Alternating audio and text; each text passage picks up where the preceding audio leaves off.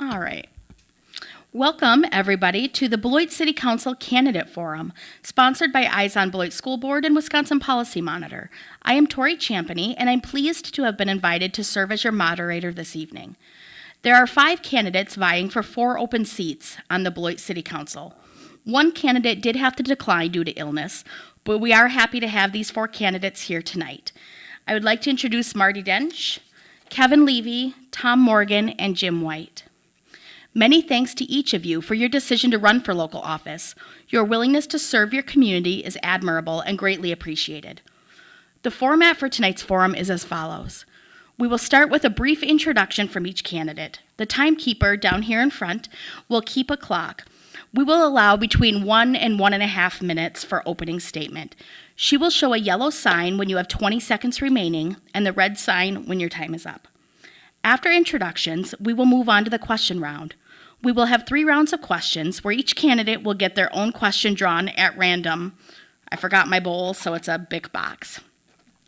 The candidates will each have 2 minutes to provide, or the candidate answering this question will have 2 minutes to provide an answer. The timekeeper will again raise the yellow card when you have 20 seconds left, and the red card when your time is up. After the initial response, if a different candidate would like to make a rebuttal or add commentary on that same question, please raise your hand and I will call on you. You will have 1 minute to speak on that question. One caveat is you only have a chance for 4 rebuttal opportunities, so make your choices wisely. After our 3 question rounds, we will move to a 1-minute closing statement from each candidate. Are there any questions on the format before we begin? Okay, we will start with we're not starting with question 1. We're going to start with opening statements. Marty, please. Okay, as she said, I'm Marty Dench. Thank you very much for being here this evening, and thank you for the host for hosting this. I was born and raised in the Beloit area. My father was a machinist at Fairbanks. My mother was a stay-at-home mom back when you could do that. I'm a 1977 graduate of the UW School of Pharmacy. I had a nearly 40-year career as a pharmacist. 35 of those years were at Walgreens right here in Beloit. From behind this pharmacy counter, I got to know the people of this town extremely well. You learn about their families, you watch the kids grow up. In addition to that career, I also have served in the public various capacities. First on the Parks Commission, which was a great learning experience, and then jumped onto City Council, was elected in 2003 for the very first time, did 4 terms, jumped off of City Council, and then jumped onto the Police and Fire Commission. And that was a rather strenuous 5 years. We went through a lot of changes. From there, I went to Municipal Library Board and then Alcohol Licensing Board, and now back onto the City Council.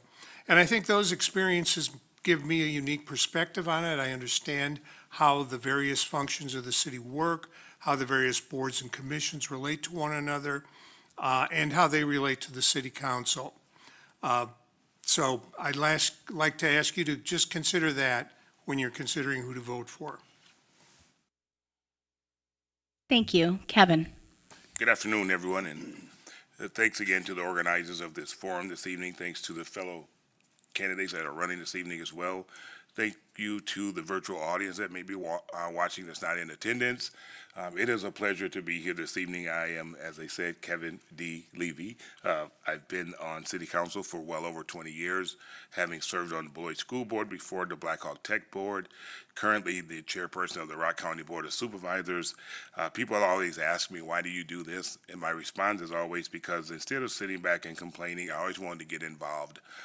Instead of complaining, I wanted to go out and make a difference and let my voice be heard, but then also lend my support. I've been in this a long time. My saying is, I didn't choose the political life chose me. Because once you get involved and see where you can make a difference, it makes you feel good. I love to see the progress that Beloit has made, and so it's rewarding to me to know that I'm part of some of those decisions and some of those expansions that we have in the city. So being down here, seeing the results of the fruits of our labor is very huge for me. But I'm also concerned about the citizens. I'd like to hear what they have to say. And one thing about me is I tell people, when you ask me a question, I'm going to tell you the truth.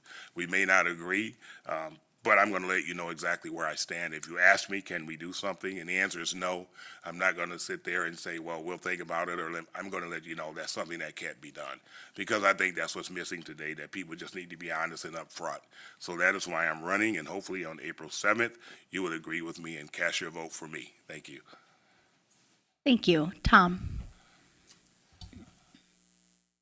Hi, I'm Tom Morgan, and I'm here hoping to earn your vote on April 7th. I want to thank our two hosts for doing this tonight. I'm happy to be here. I've enjoyed working with my fellow candidates. It's been a fun process. I'm here because I think Beloit is a great city that's been on a very strong trajectory, and as I mentioned in other forums, the last 20 years are just remarkable progress for our city. And I want to be part of the continued trajectory. I think a lot of strategic decisions are going to have to be made. A couple good things that we touched on before, like the fire department interagency agreements that were agreed to this week, are the type of things that we need to keep doing moving forward. Resources are harder and harder to come by, and the school district before us that had their candidates here has a huge challenge. And I think as our city tries to attract businesses, tax dollars, to make our services as good or better than they are, we're really up against a challenge. So I think we're going to have to collaborate a lot with the school district of Beloit. I've had some involvement in education and creating businesses for over 35 years, and I look forward to putting my talents to use for you. Thank you. Jim? Hi, I'm Jim White. I'd like to start off tonight by thanking you all for being here and to thank our hosts. Also, just to say that I am here as a homeowner in the Merrill neighborhood where I currently live with my husband, Scott. My job currently is as I work as Chief of Staff for Representative Clinton Anderson. And I work with him primarily in policy development, but also with working with the people of Beloit every day. I help them navigate state resources, helping them when they have problems with the city, and helping them mostly just figure out how to make government work better for them. In being involved in working with the people of Beloit every day, it made me really want to get more involved, which is why I've been currently serving as Vice Chair of our Community Development Authority, where I've been working to put forward a lot of the same issues that I'm running on in this race in order to make sure that seniors are able to stay in their homes, that kids have programs to go to after school, that we actually have affordable housing in this community. And those are the things I've been working on in the Community Development Authority. I also have a background. I spent over 10 years before I got into state work in construction management. I know what it takes for business to succeed. I know what it takes to start a project and bring it to completion. And a lot of those skills I think will really help me here on the City Council. Thank you. We will start our first round of questions. Again, initial response, 2 minutes, and then if anybody would like to add to that, raise your hand, and I will call on you and mark down one of your 4 opportunities to do that. We'll start first with you, Marty. We hear quite a bit about the need for more affordable housing. Is there also a need for executive housing in Beloit? Please explain your response. Yes, there is. There's a need for housing at all levels. We need a varied amount, different levels of housing, because one thing that people can do, one thing that I was able to do along with my late wife, was to move up, start with a starter home with some help from parents, and move on up till now I've probably in the home that I'll retire from. At any rate, yes, we do, because that will draw more people, high-income earners here. As it is now, there are businesses who are courting executives, for example, and telling them not to bother looking in Beloit, because you just won't find the kind of housing that you're interested in. And that's a shame. So, but we do need, at all levels, as I said, we need starter homes. We need mid-range homes, because, as I said, the ownership of a home can be an upwardly mobile experience, so that by the end of your career, you're facing a retirement, you've built up enough equity that you can have a more comfortable retirement. I'm reading information now that our first-time home buyers are well into their 40s now, whereas before they might have been late 20s or into their 30s. That gets to the affordability, and that's a situation we need to address too. But again, getting back to your original question, yes, we absolutely do need more executive housing. I'm really heartened by what's going on Park Avenue, and also some of the other more outlying subdivisions that have been created with the pricing we see there.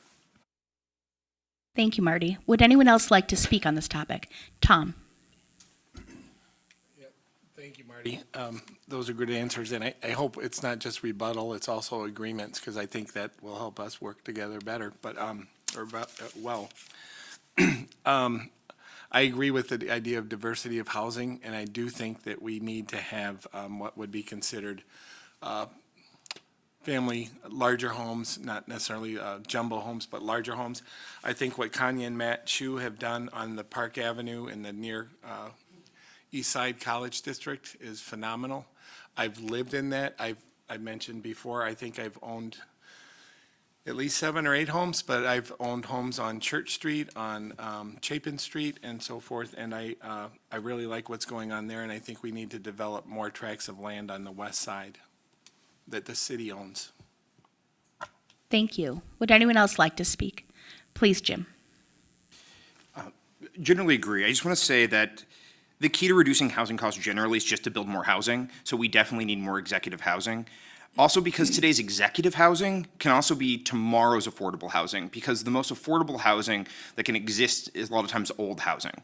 And if we're not building enough at every price point now, there will not be homes that have aged in that price point later. So for me, we have to be building everywhere. And in doing that, we just have to be making sure that we are incentivizing building in all the right ways. We should be looking at how we can utilize TIF districts to build more affordable housing. We should be looking at how we can get developers to want to build more on the west side and some of the tracts of land that we've struggled to be able to build for housing.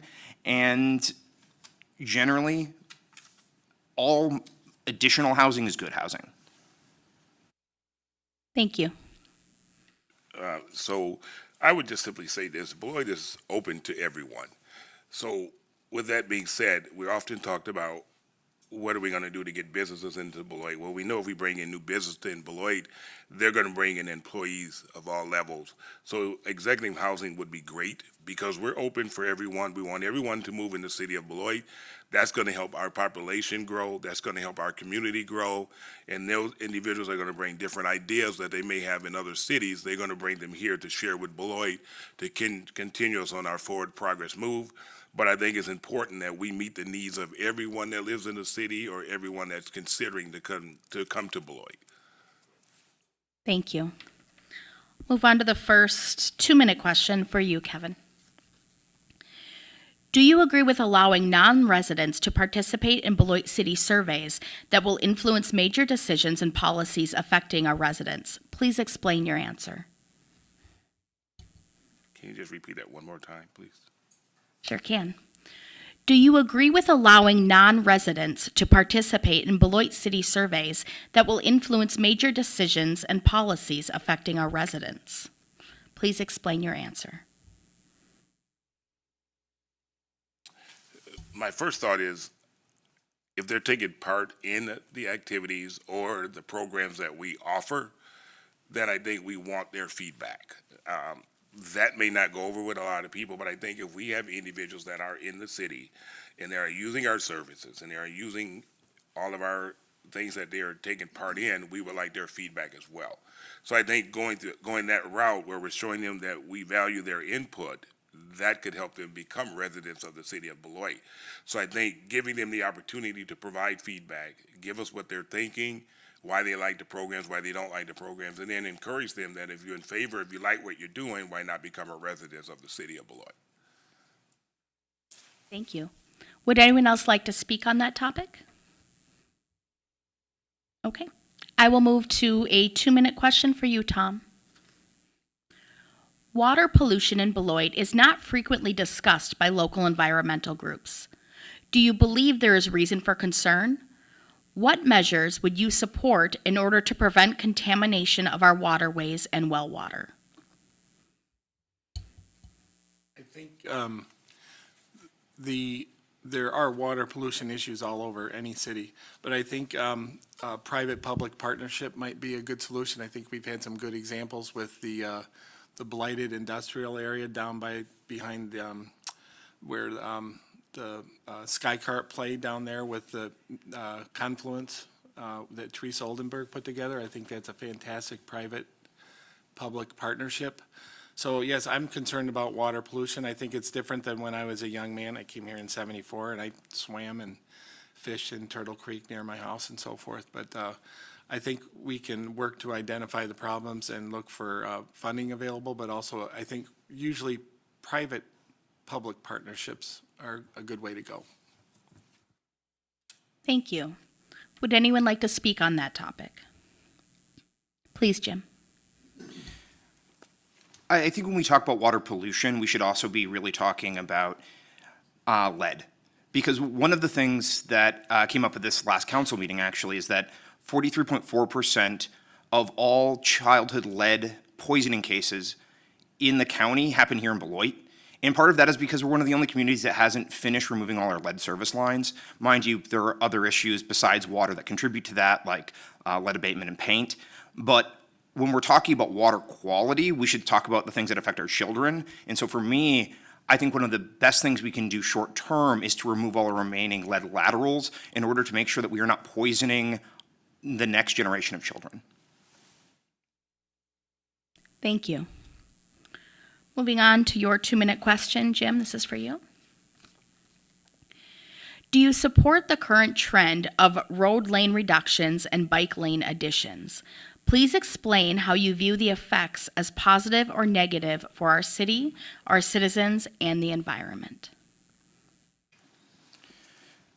So this is probably one of the most common things that comes up when knocking on people's doors. People are pretty upset about the road diets, and I always talk to people about this in the same way. Do you think we have a speeding problem here in Beloit? And generally everyone agrees. People in Beloit are driving too fast. We have seen countless times now how people have been killed and harmed by people driving faster than they should. And so what I ask people is, if you don't like the idea of lane reductions in your area, what's your alternative? There are other things we can do to reduce speeds. We could talk speed bumps, we could talk roundabouts, we could talk about other things that might actually reduce speed, but we do have to reduce speed. And for me, that is the critical place to start, that I'm tired of reading articles about the people in our community who are killed because somebody was driving too fast. I would like to see, as we do some of these lane reductions, us connect where appropriate more of our bike paths and pedestrian paths to make it easier for people to utilize those things. But mostly, I think that we have a speeding problem, and so we need to address that. And if you don't like lane reductions, tell me what you want in your community. Thank you. Anyone else? Marty, please.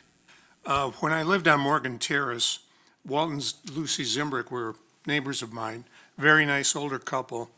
One day Lucy was leaving home probably to go volunteer somewhere, was pulling out on a Milwaukee road, and a car full of teenagers traveling at well in excess of posted speeds smashed into her car and killed her. I don't want to see any more Lucy Zimbricks dying on Beloit streets. Lane reductions or so-called road diets work. The statistics from the police department show that Cranston Road now is showing 30% reduction in accidents and injuries. And as far as I'm concerned, safety has to be the top concern about designing highways and roadways and streets in this town, and I'm not going to apologize for that position. Thank you. Go ahead, Kevin. One of the things that we do as a council is this is something that we continue to talk about. So the first time when we did Henry Avenue, and I live on Royce, and I got onto Henry Avenue, and I'm like, what is this? why aren't we back to where we were? But then once I started driving down Henry Avenue and we condensed the lanes, it's like Marty said, I do realize the speed.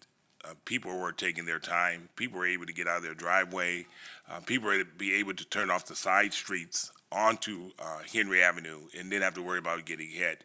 The same thing out by Walmart. People in that subdivision out there are often complimenting us now for doing it, because before they were like, we don't understand why you're doing it.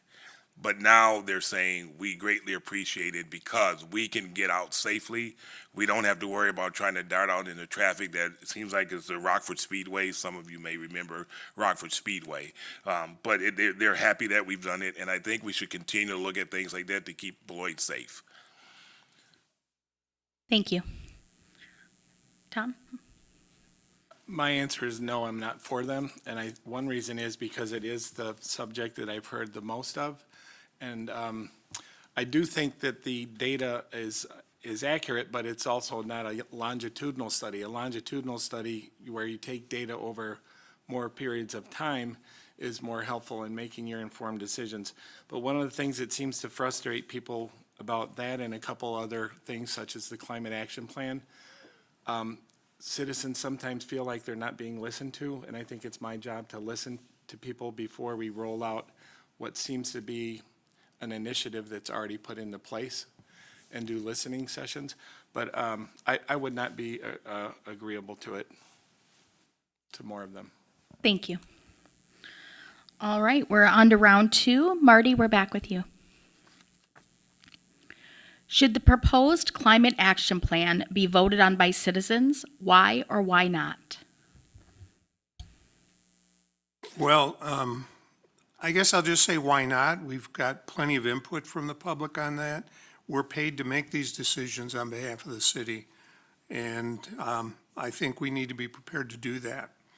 Now, as far as the action plan itself goes, it was created in a somewhat different environment, no pun intended, from what exists today. First of all, it relies, at least in part, on things like federal tax credits for EVs and other possible energy and climate benefiting technologies. Those are gone. There are no more tax credits for EV purchases, no more for solar installations, no more for geothermal installations, even heat pumps. And then just a couple of weeks ago, the EPA has decided to overturn a 2009 endangerment finding, which means that the federal government will no longer even be monitoring carbon emissions. So I don't see how we could even meet the goals that are in the climate action plan, given that environment. But what we are left with is a checklist of things we could do, some of them very simple. And I think in putting it in place, while we may not be able to make a commitment to those goals that were set out, there are certainly things that we can do to move the needle a little bit. We have a terrace tree program. We could expand that to expand the tree canopy. I'm sorry, I couldn't find the word. The tree canopy in Beloit, and just any number of other measures that we could put in place too, that aren't costly, that don't impact the price of homes. Anything that does jack up the price of a home, I would not be in favor of. Thank you. Thank you. Would anyone else like to speak on that topic? Sure, Tom. And I think one of the things that frustrated people is it doesn't seem like the citizens were listened to. I think the first listening session was done when there was already plans in place and consultation services were already being used for it. So I think there's some good things in it, and I think also the free market is allowing people to move in that direction anyway. People are buying electric vehicles. Municipality, we've started to buy electric vehicles. And I think, as Kevin Day, he would agree with, is builders are building efficient homes. They're energy efficient homes. New projects have energy efficient features that are moving us in the right direction. Thank you. Sure, Kevin. I would just like to say, I think, as you notice, we have kind of slowed that process down of the climate plan to pull it back in so staff and council can take a real look at it, because the worst thing that we can do is move something forward and then later find out we can't afford things that's in it. So we're taking another look at that. As far as citizens' input, participation, we do post it on the line. It is out there for people to read. And I think as counselors, we do get phone calls from residents and saying, hey, I'm looking at the client action plan. This is what I would like to see. This is what I don't agree with. And that's something that we take into consideration before we make those decisions. And we do that before we make any decision. So when people say we don't have an opportunity to have a say in this, you do. Just simply go out there, review it, and give us your comments and concerns. And one thing about it, we may take those and we may not, but at least you had your opportunity to let your voice be heard. Thank you. Thank you. Okay, I will move on to the next question, and this is to you, Kevin.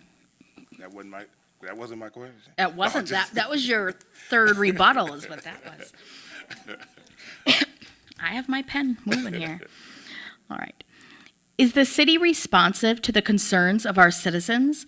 Incumbents, please give specific examples to support your answer. Non-incumbents, how will you respond to citizen concerns regarding responsiveness? I know you kind of touched on this already, but that's what we pulled out of the big box, so. Sure. All right, so for me, I can't speak for the other counselors, even though I think we're all in the same boat, but for me, I am responsive. When people call me and ask me questions, I will give them, as I mentioned before in my introduction, the direct answer, whether I can do it or I can't. Some examples, one of the biggest ones that I had thought about when I first got on council was the Fairbanks Flats. There were a lot of people that were saying we need to save the Fairbanks Flats. Well, new to the council, I was young, I know about the Fairbanks Flats. My original thought was, why? I don't see the value in it.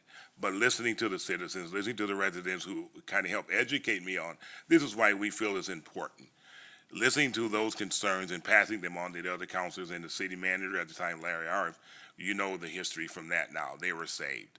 So I do listen to what citizens say. I do take their consideration. I do take their comments. And then I look at the entire picture and say, is it going to be better for the entire city, or is it going to be better just for one group of individuals? So that's where I have to make my tough decisions. But I do listen to what they have to say. I do take phone calls. We do get emails. So I do respond. I have several people that call me. If it's simple things like, where's my snow's not getting shoveled on time, I have to work with that too and kind of tell them, well, mine is still out there as well. So you have to be honest with the citizens when they ask you a question, and that's what I do very well. So yes, I will continue to listen to the citizens and get back to them. Thank you. Would anyone else like to speak on responsiveness? Thank you, Marty. The issue of listening to the public, one thing you find out real quickly when you're in a position like this is that the public does not speak with one voice. You're going to hear it from all sides. But at the end of the day, you're the one that has to make the decision. So you weigh what they've told you, you weigh all of the other elements that are in the decision you have to make, and you make the decision that, at least to your mind, is in the best interest of everyone. Now, the people who disagree with the decision you make are going to say that they didn't listen to me, and the people that do agree with your decision will find some other reason to say they didn't listen to me at some point in the future. But we can't please everybody. Again, that's something you learn very quickly. You're going to get some people upset. You're going to get some people loving you for your decisions. But the main thing is, as long as they understand that you thought through it carefully, they will trust your judgment. Thank you. All right, I will move on to the next question. Tom, this is for you. What are your thoughts on the city's proposal for zero carbon emissions? I think there's plenty of federal agencies that overlook, the EPA overlooks environmental issues like that. I don't really have a strong position on the city being involved in zero carbon initiatives.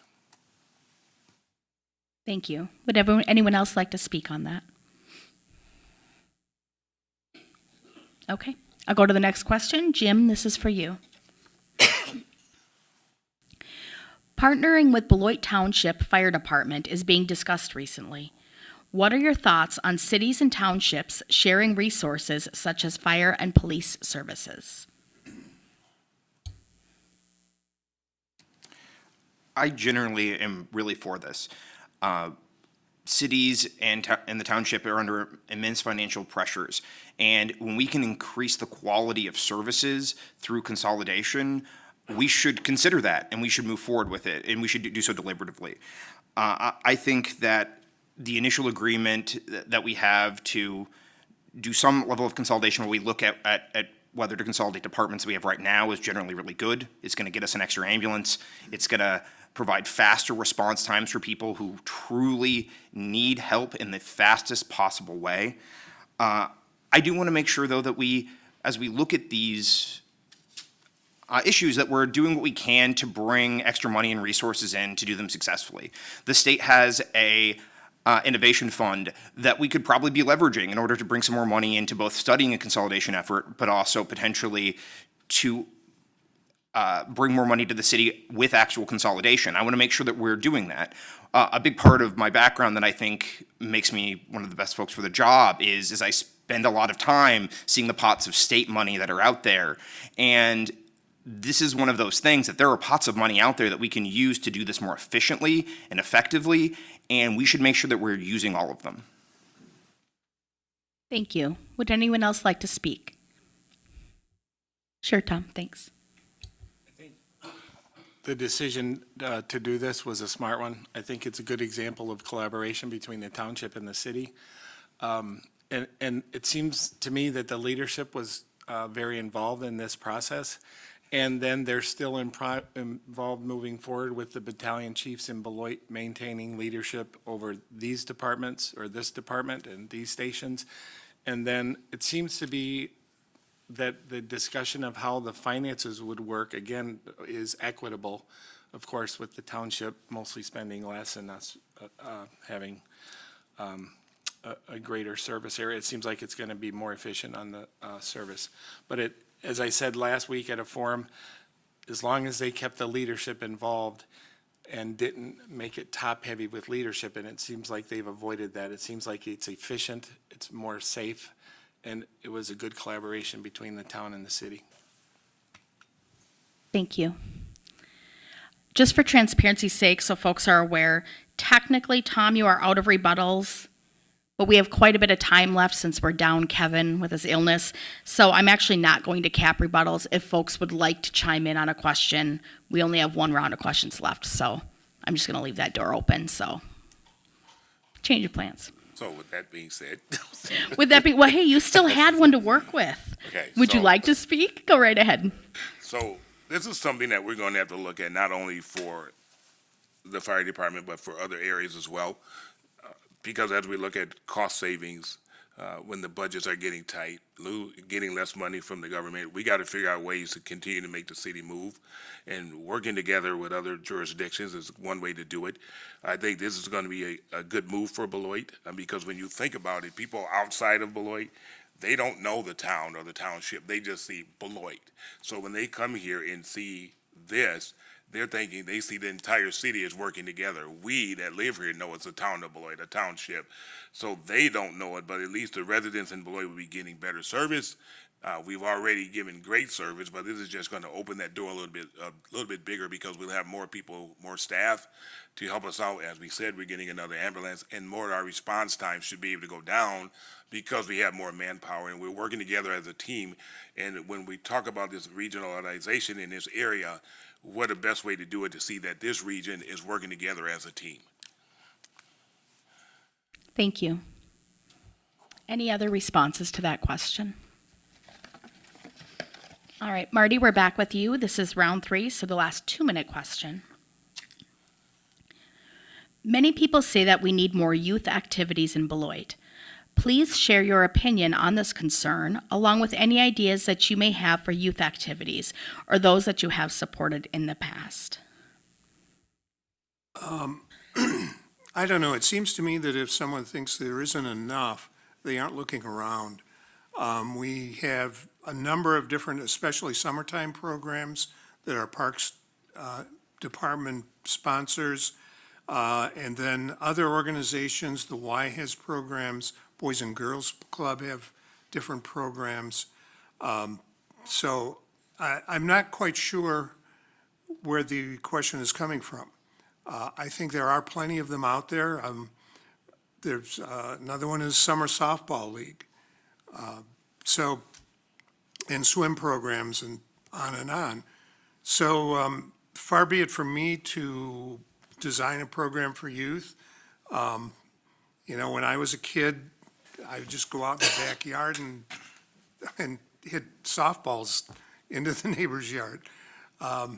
So, yeah, I don't really feel qualified to say anything more than that, but other than to say that we do have a lot of programs out there. You just have to look for them. Thank you. Sure, Jim. I'm going to disagree a little. One of the things that I have heard from folks, particularly on the west side, is that there's not enough green space like that they can use for sports there on the west side in our parks. That there are kids who have to travel to the east side if they want to do numerous of various activities. I would like to see us looking at our green space usage in a way that is less just about preserving all of the green space, but making sure that it's utilized in a way that is accessible for kids. And that one of the things I think that's been very successful is the Beloit Youth Softball League. We should be looking at replicating that and for other sports and in other ways that we can bring more opportunities for kids that are close to them that they want to do. Because I think even if there's a bunch of things out there, the right activity for a kid is the one they actually want to do and participate in. Thank you. Tom? Yeah, no, go right ahead.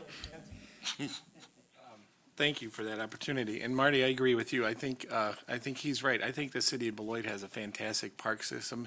And again, nonprofit and government and non-government agencies working together, such as the Nature at the Confluence, the YMCA, the Boys and Girls Club. I think we've got some fantastic opportunities for our children. I teach middle school and high school every day, and I've always been involved in education. And I think we've got some great things going on in the city. Continue to try and improve on them, but I think we've got a fantastic lot of programs for our communities, everything from Upward Bound at Beloit College, or again, all of our parks and recreational opportunities and summer sports programs. We've got a lot, so I like it. Thank you. All right. Kevin, we have your question. Get the hardest one out of the bucket. I'm sure. I know. The city hired a firm to create a climate plan for Beloit. A citizen survey was then conducted. Are you in favor of total transparency and making all citizen responses public? Please explain. I'm really not trying to give you all the same questions, sorry. Okay, short answer, yes. I think anything that we do with the city, and I will say this, and I'll go out on a limb and say that I think since I've been on the council, that anything we've done, we've been transparent. Now, it goes back to something Marty and I said earlier. You can be transparent, and if people don't agree with what you're saying or the information you're providing, the first thing they're going to say is, you're not being transparent. We're being transparent. You didn't get the response you wanted. So with this climate plan, that's what we pulled it back so staff can take a look at it. We can take a look at it. Citizens can have an input on it. And we're going to be transparent and let you know what we can and we cannot afford to do in that plan. But in doing that, I would hope that the citizens would understand that, yes, they're being transparent. They're being truthful. I didn't get my way, or they didn't vote it the way that I wanted to, and then give us a credit for saying at least they did due diligently. But I think we do a great job of being transparent and letting everybody know what we're doing. Thank you. Would anyone else like to speak? Sure, Jim. I agree in that we do need to make everything public. We are a government, which means everything should be an open record, and we should be quick in turning that and handing that over to anyone who wants it. I do think there are areas, though, that we can be more transparent through this process. I know now where I've heard from people who have asked what is happening during our committees, and we don't record those, we don't put them online, and I'm under no illusion that most people ever want to know what's happening in a city committee, but if you are upset by the thing that's happening, like next door to you or the zone happened, you want to know what's happening, and we should be able to record those things and make them available, and that includes the comments that you get at those meetings. So I do think we can be more transparent. Thank you. All right, I'll move on. Tom, you have one last round of a 2-minute question here. How much involvement should Beloit citizens have in the selection of the next city manager, and what might that involvement look like? Well, I don't know that that will maybe have been done before I get on, but I think the citizens should be involved, and you can do that through getting their input, but also having them on a part of the selection process. So I think you could have a citizen committee, and I think the counselors all agree that it's a critical decision for us moving forward. It needs to be somebody that's going to stay for a long time and somebody that has strong leadership capabilities and experience, proven track record. So I think we do need to listen to our citizens and get them involved in the process, and they could do that through an ad hoc committee perhaps. Thank you. Would anyone else like to speak on that? Sure, Kevin. First of all, the citizens, when we hired the last city manager, were very involved. This time, we've already had community forums where citizens, groups, organizations could go and tell the consultant what they would like to see in a city manager. The last time we had it, once the city managers arrived and we picked our finalists, they did a town hall meeting at the library. That was another opportunity for the citizens to write their comments down, ask their questions, submit those to the city council. We looked at all of those comments that were presented, and we took those under advisement when we were choosing the city manager. So this question here, for me, the citizens are already involved. I think what we need to make sure that they are doing is when we advertise these things, that they show up and give their response, because we also had surveys before, so you have an opportunity. But I'm going to keep driving it home to say once we make these opportunities available, it's up to the citizens to take advantage of them. Thank you. Any others? Okay, last question of this round is for you, Jim. Citizens have expressed frustration with the increase in single-lane traffic and commute times resulting from decreased traffic lanes on main roads. What is your response to these concerns? I would say I talked about this quite a bit earlier, but I would reiterate that we have a speeding problem. And we have to be serious about making sure that we get people to slow down and that we don't have continued instances where we're seeing people lose their lives tragically to speeding. And I cannot emphasize enough that I'm a big believer in sort of public dialogue, that if you have a solution that you think would be better in your part of town than lane reductions, let's talk about it. Because there is a number of different strategies that we can try. And I would love to talk to you about what's going to work for your street. Because, you know, like I said, I live in Merrill. What's going to work for me isn't going to work on the west side, may not work down over by the stadium. We should just have conversations on this. And part of the reason I'm running is that, you know, I go out to a lot of events in the city. I'm out talking to people all the time, and a lot of times, you know, I don't see other folks out and participating in those events and having those conversations. And so for me, I would want to be the most accessible person for you all as possible on council. If you want to talk to me about anything, essentially at any time, I would love to have that conversation. So on this one, I think we're going too fast, but when we're looking for solutions for your block, let's have a conversation about it. Thank you. Would anyone else like to speak on that topic? Sure, Marty. Yeah, I just want to reiterate what I said earlier, that as far as I'm concerned, safety has to be the top priority in street design.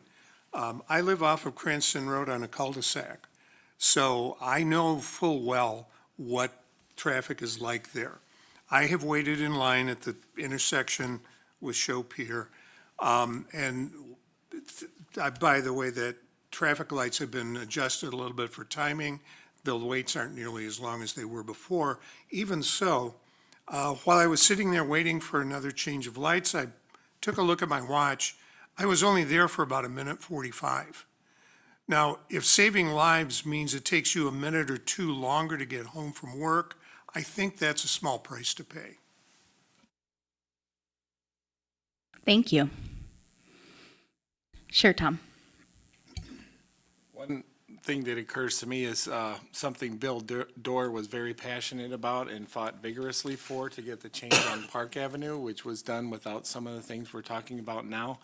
And that was where he just stayed on it and got petitions from around the near East Side College neighborhood because of the speeding problem that was occurring, and people were just blowing through. So that's where they put up by the fire station the blinking red lights, which did seem to work to slow people down, because speeding on Park Avenue was a substantial problem. So that was done in a very inexpensive manner and seemed to be very effective with the flashing red lights. So I'd take a look at some of those ideas. It seemed to have worked. Thank you. All right. Technically, that's the end of our question round, but we have quite a bit of, we have quite a bit of time left, and we have all of Kevin Day's questions. So we can't let them go unasked. There is an audience question, but it's sort of already been covered, so I'm going to tackle these ones first. What we'll do here is I will just open it up. If you want to answer this, you're going to have 1 minute, timekeeper. Raise your hand just so we know, so we don't all talk over each other. And we'll just go for a couple of minutes until we have 1 minute closings here coming up in about 10 minutes. So here we go. Should public transportation be free to School District of Beloit students traveling to and from school? Please share your thoughts and rationale. Any takers? Sure, go ahead. Yes, I think it was great that we reduced fares for students. We're going to have all of that ridership data. We should know what that's actually going to cost us. There are very few ways that we can be good partners with the school district. This is one of them. It should be free. Go ahead, Tom. If we can find ways to pay for it, we should provide it for free. There's enough truancy issues in the city of Beloit, in the school district. There's multiple opportunities for schools with the Lincoln Academy and the public schools, School District of Beloit. I teach at Rock County Christian School. There's always needs for transportation, so I think we should look at providing that to make the schools more successful, and that just be a collaboration that I think we can do without too much expense, because those buses are going all day. Thank you. Anyone else? Sure, Marty, please. I can only agree with the other two that, yes, we should, again, as long as we can afford it, we should take a look at that. Kevin, I mean, odd man out, or do you want to give it a shot? Since you called on me, so no, since it is Kevin Day's question, and I'm Right, Kevin, right. I guess I'll take it. I agree with everyone else, but over the last few years in 2024, our ridership increased by 12% from 141,000 up to 159,000.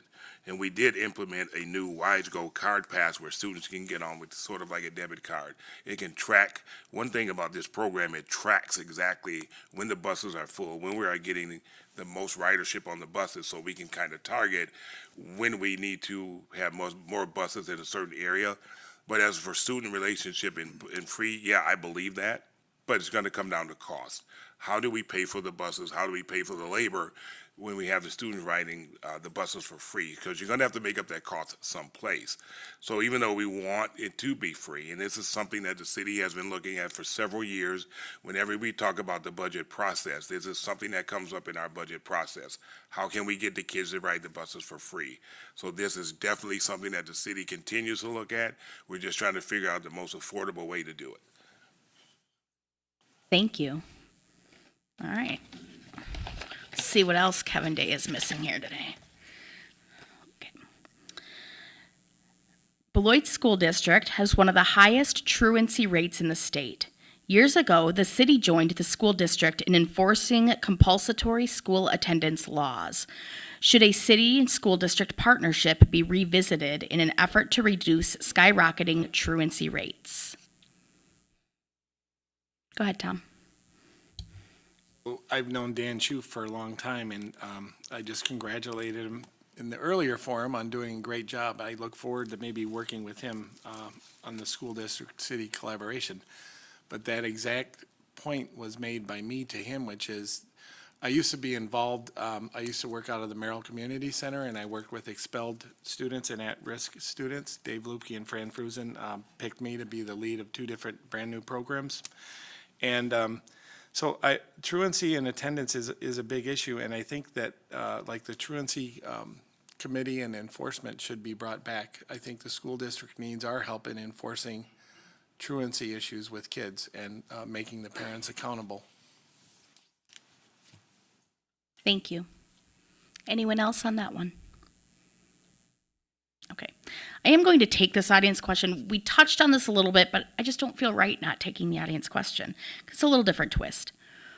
What is your priority for securing a city manager who will stick around? Let me be the first. First of all, there's no guarantee that a city manager is going to stick around. I would love to sit here and say, we're going to do this, we're going to implement this, and they will stick around for 100 years. That's not a guarantee. City managers come, like superintendents come, like teachers come, like CEOs come, and they leave. What we can do as a city is get them here, support them, get them involved in the community supports them. That's how they stick around. But nowadays, people are looking for the next opportunity. So yes, you better believe when we hire a city manager, the same way we did before, we made that known that we would like for you to stick around. You're going to find city managers that's going to be in cities, maybe 5 to 10 years. And one of the things that I learned from when I was on the school board is the same ways with the city. When the city council changes and school board changes, that's when city leadership is starting to say, maybe, is this the right place for me? Because a lot of them will count the votes and say how many city council people are on my side, how many are against me. And when the vote goes the other way, they're looking and saying, well, I might want to leave. So we cannot, people, I have to say this, we cannot guarantee that our city managers would be here for 20 years. All we can do is make the best of it while they're here and give them all the incentives, community support, and hopefully that will do it. Thank you. Please, Jim. I think it's important that we make sure that our next city manager is excited about the same things that the council is excited about. So for me, like, I want to see us build a new police station. I want to see a successful Prairie Avenue TIF. I'd like to see us create a Madison Road TIF to really anchor the west side.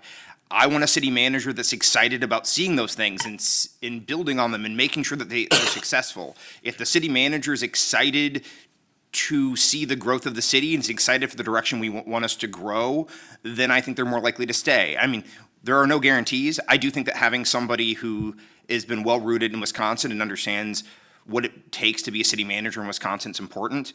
I think that being a city manager in Wisconsin is different than being a city manager anywhere else, and somebody who understands that is going to make them more likely to want to stay, but we just have to make sure that our shared vision is really shared. Thank you. Please, Marty. I'm just half joking when I say this, but I'd say look for the older candidate who is not at the phase of his career where they're building on their career.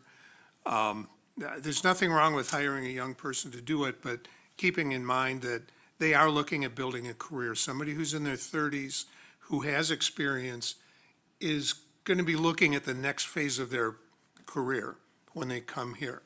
I look at the example of Larry Arft, he, I think, came into Beloit assuming this would be the last job he had as a city manager, and to our credit as a city, when he retired, he stayed here. I think he's one of the first city managers who was not from Beloit who has ever done that. So, but also you need to challenge them. Once they're here, as Jim pointed out, give them some meat to work with. Building up more commercial on Prairie Avenue and Madison Road would be a good start. But people like that, like challenges, and we've got a lot of them.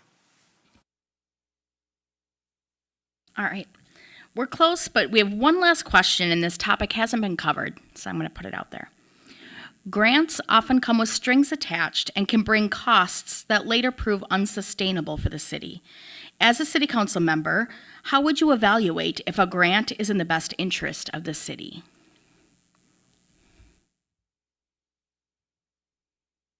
Anyone? Sure. Thank you, Jim. Sure. Somebody's got to start. I think you have to ask, what's it paying for? Is this something for like a building?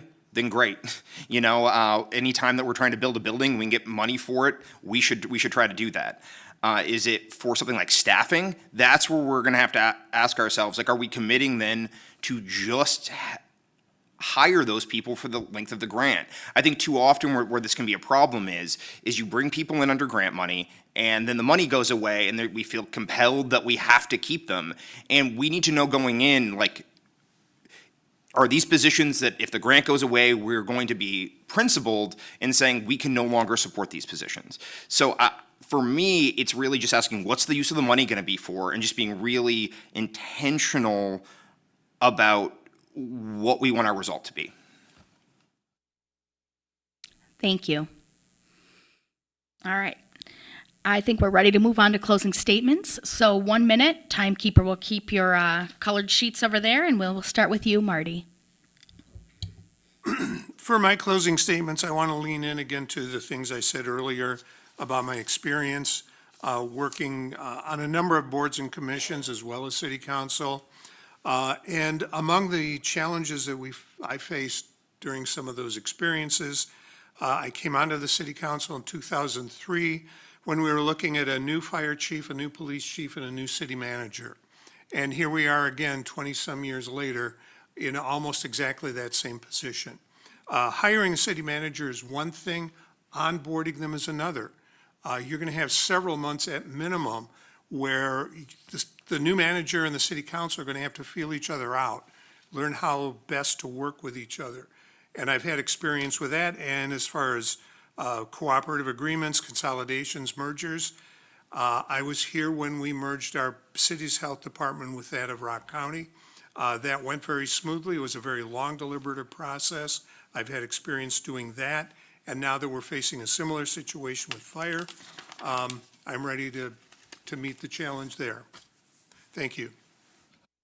Thank you. Kevin. All right, thank you to everyone who was involved in putting this together tonight. Thanks to the moderator.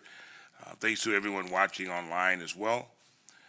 And I would just simply say on April 7th, you will have a choice to choose people to represent you. I have been proud to serve you for the past 20 plus years, and I want to continue to serve you. I have experience with hiring city managers, leading a great group of counselors, promoting Beloit in a positive manner, and moving Beloit forward. Some of you may remember when Beloit Corp closed, other corporations closed. People looked down on this city. All we received was negative, bad reviews. But look at us now. We have a ship named after us. We have a great downtown. We have a ball stadium. Crime is being reduced. Buildings are going up. We're looking at housing developments. All of that makes Beloit a great place. And I want to continue to be part of that forward progress, and I hope to get your vote on April 7th. Thank you. Thank you. Tom. I'd also like to thank our fellow candidates and thank the moderator and the two organizations that put this together. It's been a pleasure. It's been a real fun experience going to these forums. Thank you all for coming. As far as me, I think a lot of people know that Fran Fruzen has been a mentor of mine for decades. And at 97 years old, when I take him to lunch, he still mentors me. And two things he said over two different lunches were, listen to your voters, and then he also said, don't be outworked. And as we went down on that subject, he said, I know your work ethic, and he said, you will work hard. And I know that these people, I'll personally appreciate Marty, because I know every time he's on the council, I've seen him as a very diligent person. He studies. I will be the person that studies, but I'll also listen to you, and I will work for the city of Beloit as best as anybody on the council. Thank you. Jim. Thanks, everyone, for being here. Not to go against something that one of my colleagues up here said earlier, but for this, I would say hire a younger person. I'm 30 years from retirement. I moved here because Beloit's a vibrant community that I wanted to start a family in, to invest in, and eventually retire in. When we're talking about the sort of projects that I want to see done in the city, I want to be here to see them done and then see us reap the benefits from them. And that's what you get by voting for me. I also think there's a lot of small, tangible improvements that we can do to make people's lives better. And with the casino happening, there's going to be some money that we should use to improving city services that isn't necessarily directly to staff, and we don't know how much that's going to be. Things like Sharps picks up for diabetics. You can't schedule large trash pickup online in this city. These are the small little things on top of the big things that we can do to just make everyone's lives a little easier. So I would ask you to check out jimwhiteforcitycouncil.com, and we'll be around if anyone has any questions. Thank you very much. Thank you for attending the forum tonight, and thank you to our forum sponsors, Eyes on Beloit School Board and Wisconsin Policy Monitor. I wish the best of luck to all of the candidates running for the Beloit City Council. Your willingness to serve the citizens of Beloit really is a blessing to the community. I encourage all citizens to stay engaged, use your voice, and support your community by showing up at the polls on April 7th. Drive safe and have a nice night.